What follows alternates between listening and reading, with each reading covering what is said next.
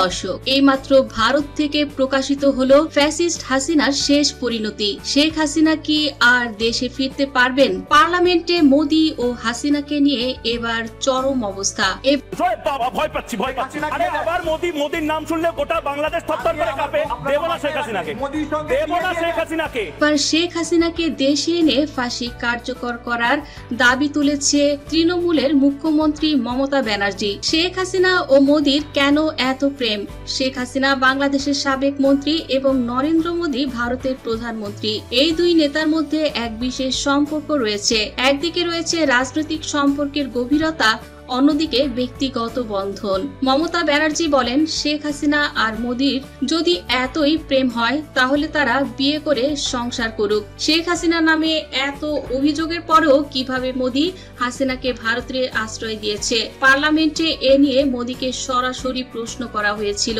উত্তর দিতে পারেনি মোদি। তিনি মাথা নিচু করে লজ্জায় লাল হয়েছিলেন। এছাড়া মমতার কাছে খবর আছে এই দুজনের মধ্যে রয়েছে রোমান্টিক সম্পর্ক। ফ্যাসিস্ট শেখ হাসিনা বাংলাদেশের প্রধানমন্ত্রী হিসেবে বেশ কয়েকবার ভারত সফর করেছেন। তবে তার ভারত প্রেম অনেকের কাছে সন্দেহের মধ্যে পরিণত হয়েছে। দেশের জনগণ একটি বড় অংশ মনে করে শেখ হাসিনা ভারতকে অতিরিক্ত গুরুত্ব দিয়েছিল, যার কারণে দেশীয় স্বাধীনতা এবং সার্বভৌমত্ব বিপদগ্রস্ত হয়ে পড়েছিল। এদিকে শেখ হাসিনা কি আদৌ বাংলাদেশে ফিরতে পারবেন?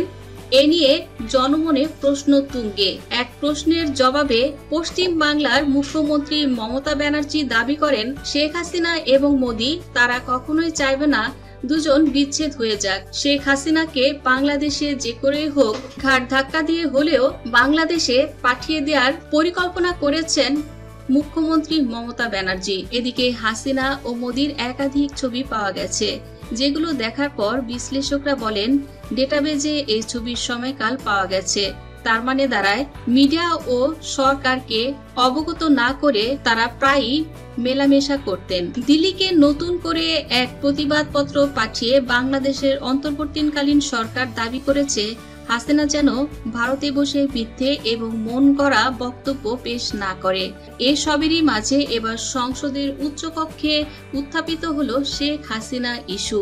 ঢাকার ধানমন্ডিতে অবস্থিত শেখ মুজিবুর রহমানের স্মৃতি জড়িত বাসভবনটি ভেঙে গুড়িয়ে ফেলা হয়েছে। এই আবহে বাংলাদেশের প্রাক্তন প্রধানমন্ত্রী শেখ হাসিনার দিকে আঙুল তুলেছে ইউনূসের সরকার।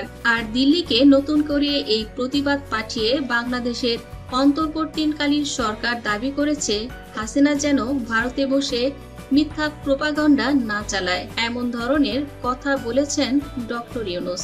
আর এসবেরই মাঝে এবার সংসদের উচ্চ কক্ষে উত্থাপিত হল শেখ হাসিনার ইস্যু। শেখ হাসিনা কি আর রাজনীতিতে ফিরতে পারবেন কিনা বা বাংলাদেশে ফিরলে তার অবস্থা কি হতে পারে? এ নিয়ে সংসদের সামনে নিজেদের অবস্থান তুলে ধরেছে মোদী সরকার। তো দর্শক বন্ধুরা, আপনাদের কাছে কি মনে হয় ফ্যাসিস্ট হাসিনার শেষ পরিণতি কি হতে পারে? শেখ হাসিনা কি আদৌ দেশে ফিরতে পারবেন?